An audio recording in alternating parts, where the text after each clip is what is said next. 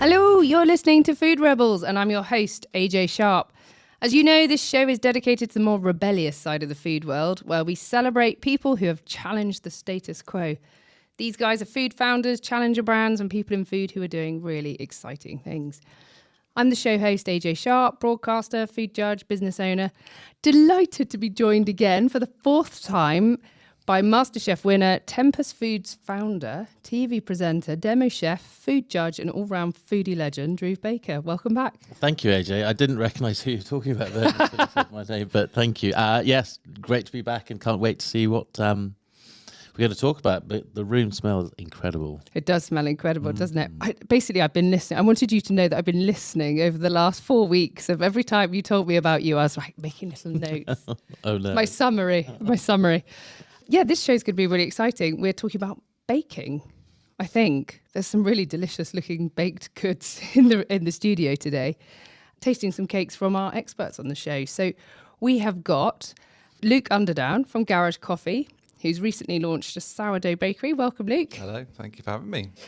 And Kate Ampoma from Eat and Mess, a professional baker. Welcome. Hi there. Lovely to be here. Lovely. So, Kate, can you start by telling me a little bit about Eat and Mess, when you started it? Sure. Yeah. So Eat and Mess was founded just over 10 years ago, actually. It was kind of a result of me basically getting tired of working as a pastry chef for other people. So I decided to take everything I'd learnt from all over the place, all the different bakeries and events companies that I'd worked for, and decided to set up on my own. And that was when we were still living in London. And then about 7 years ago, we relocated to Deal on the Kent coast. And I was trying to keep it going in London and then commute up and down, but Wow. with a couple of kids and just life, it proved a bit difficult. So I took the decision to close everything down in London and relocate the business there as well. We basically had to start it again and rebuild and obviously create a new customer base, but so far it's going quite well. Brilliant. Oh, it sounds great. I can't wait to try some of your stuff. Yeah. And Luke, you make coffee. I know. How does this work? Talk to me about this. Did exactly the thing you'd expect. Brought some croissants along. But yeah, so Garage Coffee, specialty coffee roasters. We've been going since 2015. The business was about sourcing, or still is about sourcing really great coffee from really good places and paying a good amount of money for it. And we've developed our offering through our shops. We've got 4 shops across Kent. And more recently, we opened a sourdough bakery, which is in Herne Bay. So I've brought along some bits from our new bakery that we're also rolling out to all of our shops to kind of, and everyone to enjoy it. So It sounds amazing. I think it might be the largest croissant I've ever seen in my life, they're actually. ridiculous, aren't they? They are ridiculous. But I they're love great. that. How do you do that? How do you make it so big? I mean, presumably more ingredients, but... Yeah, exactly. And all the science behind it. I mean, I'm not a baker by trade, so you probably know as well. But it's everything in the proving, the preparation, the time and temperature and all these kind of things, which some very kind of clever baking people do and create these incredible treats. AJ, don't question it. Just say, when people say how many croissants did you eat, just say 1. Just don't question it. The fact that it's the size of 5 or 6 inverted commas normal croissants, so I'd take it as a win, I'd say. Yeah, you're right. And you're a professional chef, or have been at points in your life. I have been. The irony being my surname is Baker, but actually I'm terrible at baking. And that's, the irony isn't lost on me because it's such a different mindset. It's so precise. It's so, you have to really follow it to the letter. Whereas with sort of cooking, you can fix it and you can bring it back and you can freestyle a little bit more. But I think there's this, it's a very different mind space. Sorry. And you see it with pastry chefs. It's they're very different beasts to the kitchen chefs. There's very little of that nonsensical shouting and flailing around, and it's always very precise, very exact, because it's as much science as art. And I'm immensely envious, but also in awe of people who can bake, because it's such a different mindset that I have. I'm much more the flailing, chaotic one. So when I am in the presence of people who do this, I am nothing but immensely respectful. You're flailing chaotic, but then it tastes incredible. I'm flailing chaotic and it tastes dreadful, mostly fails. How about you, Kate? Are you the precision scientist of pulling together these ingredients? Would you know what, actually? I am not a scientist naturally. I am very much more the creative side of things. As in, I did a degree before I retrained as a pastry chef, and that was English. And that is more my bag. Me too. It's the I don't know what to do, but I like reading degree. So I went into publishing when I left uni, because I was told that's what people do. So off I went, and then I retrained after a few years. But I am a Virgo, so I think I've got the kind of, well, I know I have organisation and attention to detail, much to the annoyance of people that work for me, to make sure it has to be exactly right. I probably am more of the creative bent, to be honest. Oh, fantastic. So where did you train? In San Francisco. Oh, wow. Yeah, I moved over there, and I enrolled at the Baking Institute there. So I trained there, and then alongside that I did some internships, and I stayed on there for a bit longer, just bobbing about, basically trying to get as much experience as possible. And then eventually returned back to London. Cool. The rest is history. Why San Francisco? Once I'd had it in my head that I was going to, give this baking lark a go, I decided I might as well go somewhere where there's excellence. And at the time, I wanted to train in sourdough and bread. And I looked at Paris, but I don't speak French very well. And San Fran's an amazing place to go. So I just thought, yeah, let's do it. What an adventure. Yeah, pretty much. That's so cool. Yeah. So how long are you there for in total? It was about 10 months. Yeah. Yeah. I think of far worse places than San Francisco with 10 months, right? I mean, what a city. Mega. Yeah, exactly. A lot of hills. Very early in the morning to do a shift at the bakery. But yeah, it was really good experience. And what have you brought in here for us to taste? I have brought in some of our frangipane tarts, actually. So those ones are orange and cardamom with plum. So we try and always be as seasonal as possible in the flavours that we use in the bakery, whether that's in the cakes or the tarts and things like that. So yeah, that's what you're tasting right now. Oh, wow. Smell of That is almonds. incredible. Gorgeous. I love the way you've got the sliced, was it plum on top? Yeah. And they're just so beautiful. I just love the colour of plums. Yeah, they're magic, aren't they? I'm always a fan. It's figs and plums at the moment that I'm really pushing on the frangipane tarts. If anyone's saying, what do you suggest? The I'll pastry. throw cardamom at anything. Yeah, Oh, cardamom yeah. is such a It's just gorgeous incredible. spice to cook Yeah. with and to use in baking. And I love it. It sits so beautifully with vanilla and kind of. I love frangipane. I think I don't have a sweet tooth until it comes to this kind of thing. And then really? you've got this seam, this like razor sharp seam of acidity from that plum, which I think and then you've the textural variance from the flaked almonds on the top, and the pastry itself has got this gorgeous texture. Oh, so it's brilliant. so much going on. It's sweet, but there's more to it. There's like a savouriness in there, which I'm really enjoying. And I think, yeah, the pastry outer is absolutely perfect. Oh, good. It's got crunch, and it's not, it's Yeah. absolutely. Perversely, I don't have a sweet tooth at all. Really, yeah. So that was why actually I started originally with being really interested in bread and morning goods. So yeah, I've ended up moving into the sweet sector, but that's partly because I just love the finished look, and I'm so interested in flavours generally. So that's why I've ended up doing this, I think. Really. So what other things do you make in your range? So predominantly we supply to trade. So this is a prime example of the kind of things that we supply to cafes and restaurants and things. But then the other side of the business is the wedding cakes and celebration cakes and corporate cakes. So and that's obviously very visual.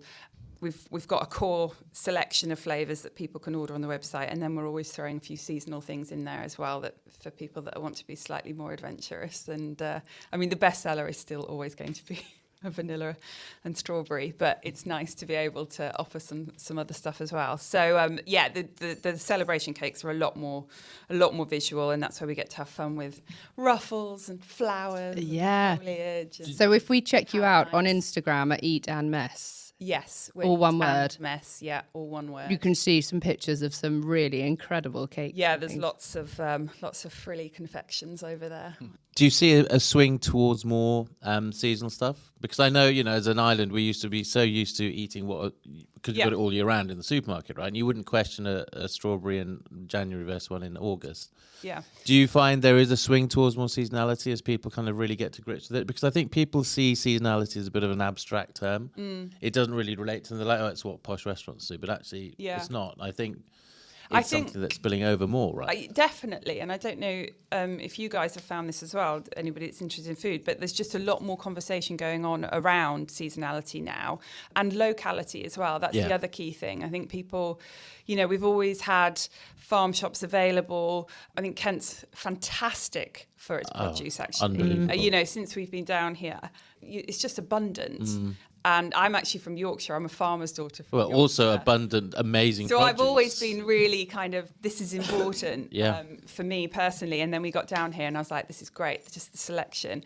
But I do think there's definitely more of an awareness around it and an interest. So, yeah, I would agree with you with that. And I think people are now asking why, because it used to be, okay, fine, I'll eat seasonally, all right. But actually people are going, well, why? It's not just because, right? And people are realising that from a quality perspective, it's in abundance, and therefore at its peak and at a price point it makes sense economically with basic supply and demand and air miles and carbon footprint. And I think we are beginning to question the entirety of that supply model, which is, let's be honest, it's intrinsically flawed, if not utterly broken. Yeah, totally. And whether it's you seeing people ordering a wedding cake which is more seasonal, I think is a sign of a bigger context, which is great to see, I think. Totally. And I think on a really kind of chefy level, it's like I was saying just before about the plums that are in season, it's an understanding that when things are in season, they're going to taste better.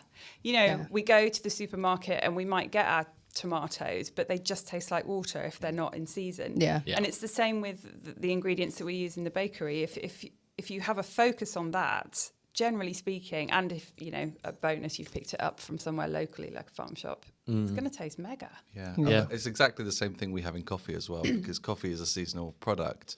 And from the very beginning, when we got into roasting, it was about sourcing good seasonal coffee when it's good from the country that's growing it. And often people don't think of coffee as a seasonal product because, in the UK particularly, coffee knowledge is pretty poor, and most people want it to taste like burnt or chocolate or something dark. So we are buying seasonal coffees that actually taste of things, and we have really crazy flavour notes of like strawberry jam or Parma violets or, really interesting stuff, because we're buying it at a really good time for when it's being produced, because it does grow all year round, but it grows in different places. But then you're kind of showcasing terroir and nuance of varietal. And I think we were talking earlier about spices, where there is this view of them as this commoditized view. But it's the same as coffee. People think tea is tea and coffee is coffee, and it's just absolute nonsense. There is such a variety, and I think we are. But I think we would settle for that, generic sort of things like Chinese food, which, well, that's a fairly generic statement. Would you refer to many European countries food and dialects? Yeah, exactly. This is a European chicken. You go, well, is it Finnish or is it Portuguese? But I think it's beginning to creep into things like beers and coffee and as you're saying, in pastry. So I think it's a great opportunity for creative, well, I guess disruptors in this space who are taking that advantage, because it's hard to turn the huge mainstream producers, but actually small new producers who really want to deliver something amazing and special. I guess they're the people you weed out and get them here on the show. And that's what we're watching. We met Craig Sams a few weeks ago, who founded Green and Blacks, and he's talking about, for the first time ever, bringing in chocolate that comes from a particular place that has a particular kind of percentage of cocoa. It was so new for its time, and now we're seeing it across the board with coffee, with chocolate. We all now have I like 65% chocolate, which is, no one ever said that. Who ever said that in the 1980s? Literally no one. It's just dairy milk. Yeah, exactly. That was all that was available, right? Yeah. And now we're seeing all these different nuances coming in. I mean, during lockdown, when the sourdough revolution swept the nation, and people are sort of comparing the quality of their sourdoughs. I mean, we're ready. We're like the British population. People are ready for this, aren't they? Yeah. They want more information. They're thirsty for more information, for what's better and what's worse. Yeah, and I think industries like wine and beer and coffee are bringing that discussion to the table as well, because people want things that taste of things as well. It's not just a product that tastes of something. Cake isn't just sweet. Beer isn't just kind of that bitter flavour. There's different things, and then lots of industries are exploring that, which is very exciting for consumers. That's really cool.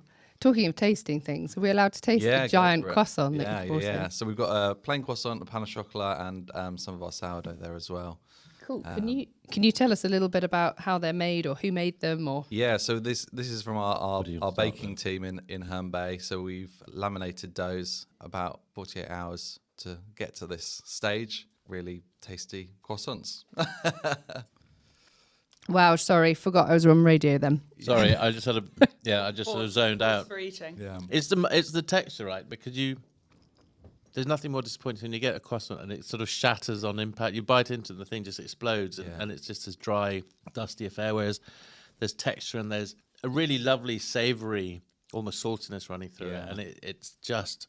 I'm glad I don't live in Kent because given the proximity to croissants of that size, I'd be in all sorts of trouble. Yeah. But they are sensational. And so often when you cut open a croissant, it's just kind of like hollow inside. You'll know that, okay? And when you cut these open, you've got those lovely kind of laminated layers, and you can see that clear pastry butter, all the goodness inside a croissant, which is absolutely absolutely And delicious. I can taste cinnamon or something. Yeah, like yeah. a little dusting. Yeah. So yeah, no, they're absolutely brilliant, and that's one of the things. The reason we opened a sourdough bakery is because we wanted a product that went really well with our coffee, and we wanted things that are going to hit the same levels we tried to do with coffee.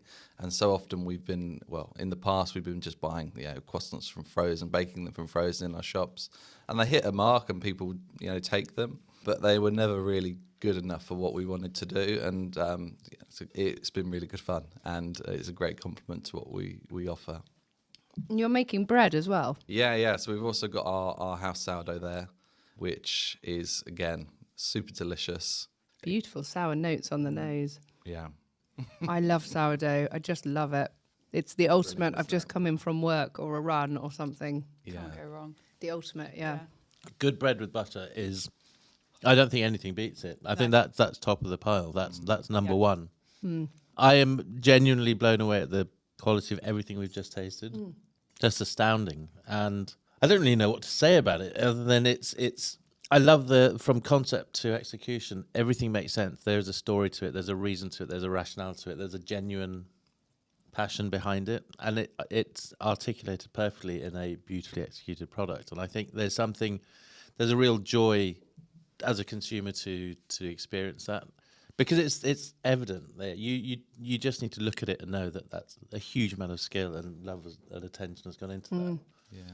And I love that we're getting this on a local, regional level, all the way around the country. I mean, you guys both happen to be from Kent, don't you? You said you're Deal. Where are you based? Just outside of Canterbury. Yeah. Just outside Canterbury. I mean, isn't this so cool? Yeah, fantastic. And we're so lucky to be in this area where there's just so many great producers that we can feed into, each of our businesses, and also work with them. And as coffee roasters, we also supply into some great hospitality businesses, and that's what I love, going into really great food businesses and getting them to use better coffee and drink coffee in a way that matches what else they do. So yeah, super exciting. Is there an uptake, would you say, from people, not just people coming in to buy coffee, but from people buying it to make their own coffees from it, sort of other retailers?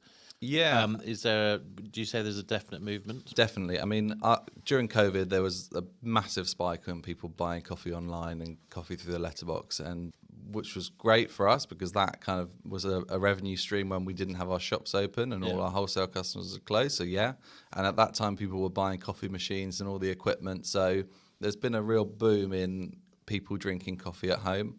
And that's, something we definitely encourage, because you can make really good coffee at home and you don't need to spend, that much on doing it, which is amazing because it builds that user experience and it gets people talking and engaging with coffee. And once they start drinking nice coffee, they don't go back. I was just going to say, this is the same whether it's once you've turned left on a plane, you really don't have to turn right again. But, you've Still had never that done experience. Yeah. I've heard that it's good to go left, so. But it's one of those things where you elevate that bar. People think, I don't really like coffee. No, you don't like the coffee you've tried to this point. And then it's a different conversation. And I think it's getting it in front of people and raising that or elevating that bar, whether it's of knowledge or making people demand better. But that happens over time. But it's great to see it's sort of gathering momentum across the board. Here we've looked at 4 different products. We've talked about wedding cakes and coffee, and I think it's heartening. There's hope yet. Yeah, I think so too. I really want to ask about the ingredients for both of your products. I mean, flour is a huge deal, isn't it, in both of the things that you're making? I mean, I've got some friends down at Nonnington Farm who are making the most incredible flour from like heritage wheat varieties and things. How important is the flour choice in what you're making? I'm going to pose it to Kate first. For me, it's almost the most important thing, to be honest. I think, as we were referring to earlier, historically, especially in England, I think cakes, baking, bakery goods, in fact, most food, was generally pretty stodgy, solid. If you were going to buy a cake, it just tasted of sweet, of sugar, and that was the main ingredient. For us personally, for me, it was always, let's look at the flour that we're using. We use organic flour. We use a lot of heritage grains. We've tried using a few kind of local miller suppliers. It makes such a difference for the texture. For a lot of people who have dietary requirements as well, people that said, I can't eat wheat, I'm gluten intolerant, actually, they've tried using, so we use white spelt flour. Organic white spelt flour is the base flour that we use across all of our cakes. People can eat that, they can digest it. It's just a lot easier on their stomachs, and it's got a beautiful texture and a really lovely flavour. And then we add in lots of other different kind of flours as well to give extra notes depending on what flavour. Oh, wow! So you're actually blending flour. You're not just going self-raising, bish bash bosh done. Don't use self-raising. No, no self-raising comes into the bakery. But it's a really important thing, and I think again people are having conversations about it now. There's lots of kind of small-scale people producing flours as well as some of the big guns as well, and it's just a lot more accessible for everybody. All the people so we get our flour from ship to mill, but I know that you can also buy it on their website for home baking. And again, over lockdown, I think a lot of people, they were making their own sourdough, they were doing their own banana breads, and they were using those suppliers rather than just going into Tesco where they couldn't get flour anyway, actually. But, on the flip side of that, and I'm sure you've found this in the last couple of years, ingredient costs have just rocketed. Flour has gone up, even though we get it from England. Everything's gone up, a lot. Yeah, it's been very challenging. Please, yeah. So, you try not to pass it on too much to the consumer, but sadly, I think most people have found that they've had to. You've got to cover costs, haven't you? You just have to, sadly. But equally, I'm not willing to compromise either and use cheaper ingredients because that affects the end result. I think people appreciate that, though. I think people understand that if you're going to buy a really good cake or sourdough bread, it's going to cost more than a supermarket. And I think people understand that more. A bit like what you were saying about with the croissant. I think there's a conversation that's going on, and people have a choice. And absolutely, go to the supermarket and buy your birthday cake from there. That's great. That it fulfills the job. You can blow out your candles on it, or you can come to somewhere more artisan and know that you're going to be paying a bit more, but there's a story behind that and there's a reason behind that. And it's the same with, frozen croissant. I'll go into a coffee shop and you can normally tell if it's been kind of, defrosted and then just warmed up, or like the stuff in front of us, it's incredible that it's been made freshly, kind of probably on small batches. That's your choice. And actually, as a consumer, like the difference in price between something like the croissant, something you're selling, versus something that you'd get in a more conventional manner, batch bake, isn't actually that different. It's the same with coffee. Like when you compare our coffee prices in our shop to the high street kind of coffee shops, it's not actually that much different. You might get bigger drinks and they might just have more milk in them, but actually you're not really getting a much more of a product and you're paying about the same price for it. Yeah. But also, like, a 2-litre vat full of milk kind of isn't really coffee, Exactly. is it? So it's like, well, that's not really the same thing. Exactly. So, but the difference it makes is huge because you're buying really good products, you're supporting great businesses, and you're making, for us, not just the impact in this country, but the impact it has for our farmers and people growing coffee, miles away. that's massive because that's their livelihoods and that's really important to support them. So it's using the best things across the board, and it does speak volumes in the product as well. Not only that, but, to your point just now, something that's been freshly baked that morning that doesn't have loads of preservatives, that hasn't got loads of stabilizing agents and goodness knows what else that's been fluffing out a product to keep it looking nice for 5 days on a supermarket shelf, makes you feel dreadful.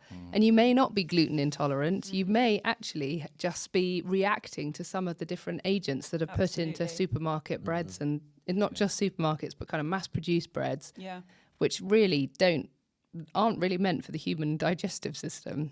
And learning that, through making your own sourdough and going, gosh, I can eat loads of this and I'm fine. I mean, I'm fat, but I'm fine.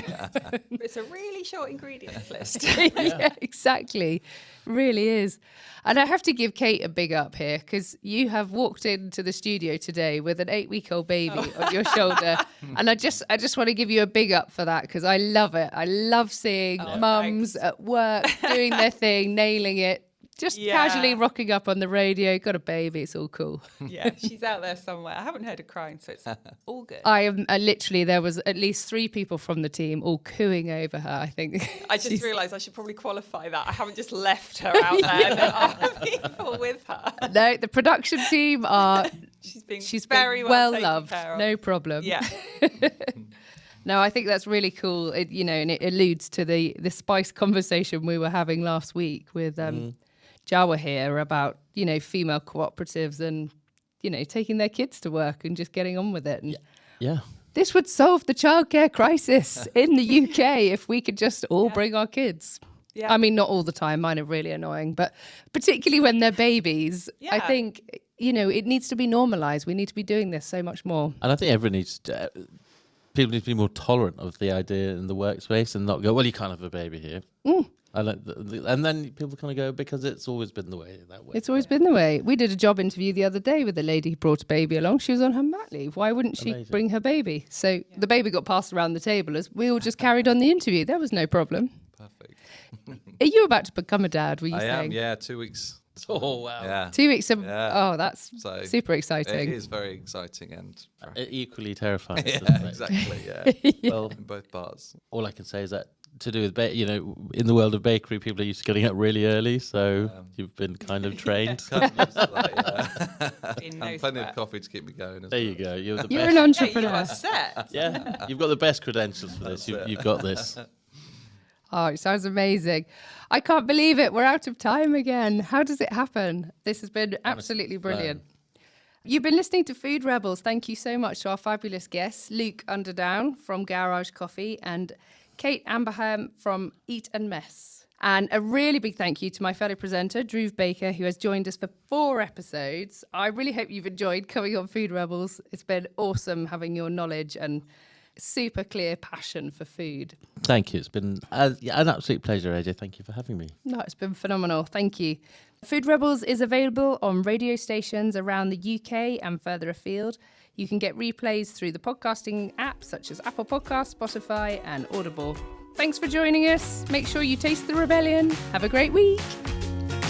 Right, what are you going to eat now? I think probably all of it.